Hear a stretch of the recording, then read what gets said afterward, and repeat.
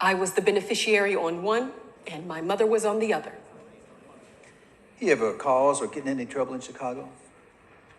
No more than any other boy. Did he attend a reform school? What for? No? You've been quoted in the colored press.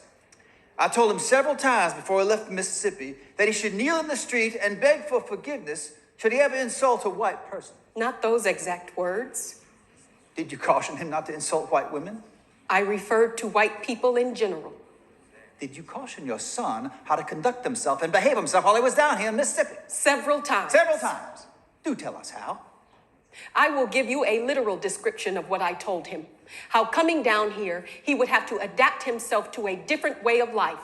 Be very careful about how he spoke and to whom he spoke, and to always remember to say yes, sir, and no, ma'am. I told him that if ever an incident should arise where there would be any trouble of any kind with white people, that if it got to the point where he needed to go down on his knees before them, well, I told him not to hesitate to do so. Like if he bumped into somebody on the street and they might get belligerent or something. Well, I told him to go ahead and humble himself so as not to get into any trouble. But what?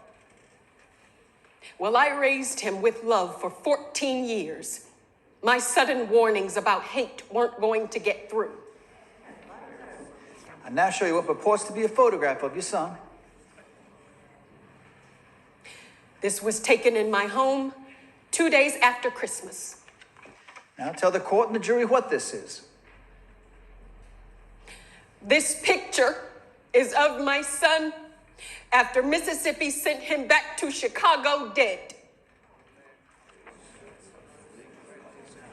No further questions. And for the prosecution, state rests. Court will have a recess.